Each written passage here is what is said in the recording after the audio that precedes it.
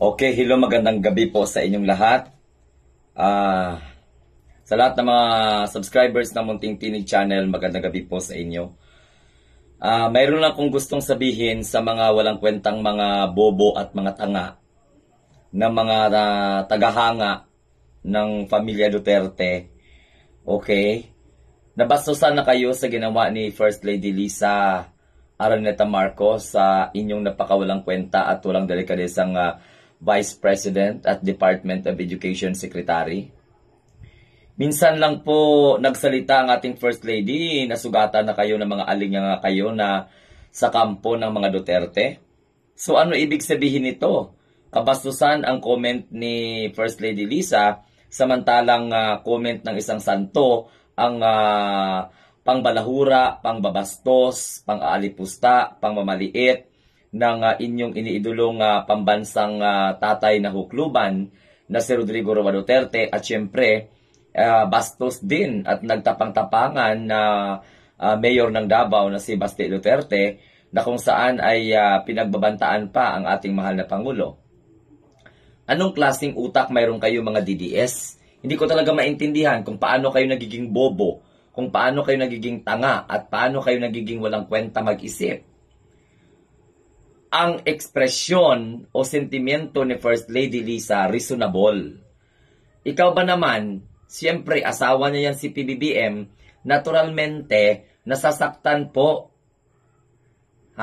sa mga binitawang salita mula mismo sa bunganga ni Baste, mula mismo sa bunganga ni Rodrigo Duterte, at sa walang kadelikadesang galaw ni Sara Duterte na imagine Vice President ka ng Pangulo na kung saan nag-appoint sa iyo bilang DepEd Secretary, tapos pupunta ka sa isang rally na sinisigaw ay pabagsakin ang kanyang asawa. Kayo na mga DDS, kabastusan na ba yun ang pag-comment niya doon sa programa ni Katonyeng? So, ibig sabihin, approve sa inyo ang putang ina na sinasabi ni Rodrigo Duterte, at syempre approve din sa inyo kung ano man ang mga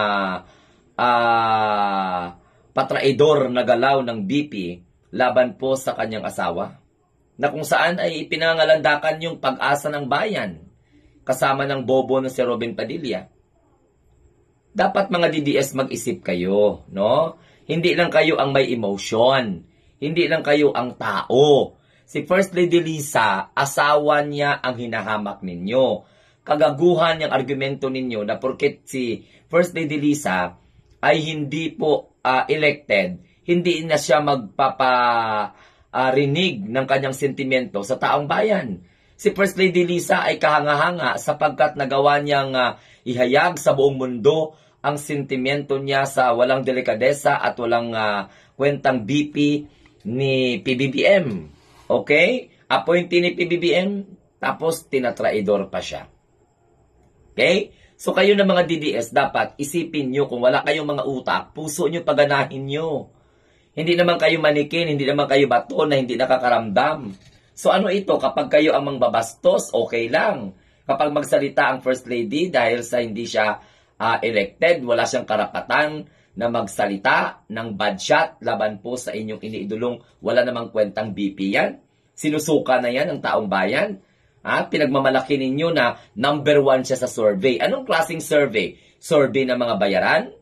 Na nagkaroon po ng tinatawag na commission survey para iangat ang kanyang pangalan? Hindi nyo ba naintindihan na ang mga Duterte ngayon ay isinusuka na sa Pilipinas, tahimik na nagtatrabaho ang Pangulo, gusto ninyong pabagsakin?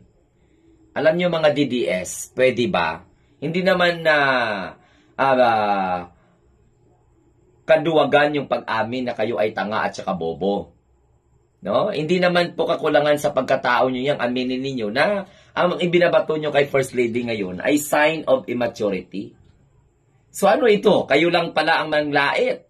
Samantalang ang First Lady, hindi po nang lait. Nag-express na siya ng kanyang sentimento, ng kanyang nararamdaman. Naturalmente, asawa niya ang inaalipusta ninyo. Mga walang kwenta kayo, mga DDS kayo. Mga buwisit kayo, no? Parang mga animal kayo sa Manila Zoo, no? Ngayon pa lang, yan pa lang ang sinabi ni First Lady, nag-aalboroto na kayo. Nagmamalinis na kayo. nababastusan na kayo. How about manood kaya kayo ng mga sarili ninyo sa salamin? Tingnan nyo ang ginagawa ng mga kampo ng mga Duterteng pangbalahura sa First Family. Sige nga, at mga DDS vlogger. Si Sara Duterte, naturalmente magsalita pang First Lady kasi tinuring siya ni First Lady ng kaibigan. BP siya ng kanyang asawa, appointee siya ng kanyang asawa. Tapos ngayon, mali pala sa inyong pananaw ang paglabas ni First Lady Liza Araneta Marcos ng kanyang sentimiento. DDS, my friendly advice, go back to school. Now, if you don't want to be learned one, plant kamote and enjoy the rest of your life. Huwag magpakatanga, huwag magpakabobo. Okay? May paraan pa. Buksan ang isip at kaisipan, ang puso at kaisipan. Para nang sa ganon ay makaalis kayo dyan sa paniniwala ninyo dyan sa mga Duterte na walang ibang ginawa kundi ang magdala ng sumpa sa bayang Pilipinas. Okay? At sa ating lahat. Dahil sa nagkaroon tayo ng Pangulo na walang kwenta. Mura dito, mura doon. Hindi nyo kasi nasabihan si Digong na bastos. Tapos ngayon, sa komento lang ni First Lady Liza at pagpapalabas ng kanyang emotion, mga hayop kayo, kabastusan na kaagad. Bakit? Sino ba yan si Sara Duterte na hindi pwedeng pagsabihan na bad shot na ang First Lady sa kanya? Ano bang mali sa bad shot? Bobo, DDS. Okay? Lamunin nyo kabubuhan nyo. Kahit mura pa dyan, hindi ako bibili. Abno kayo.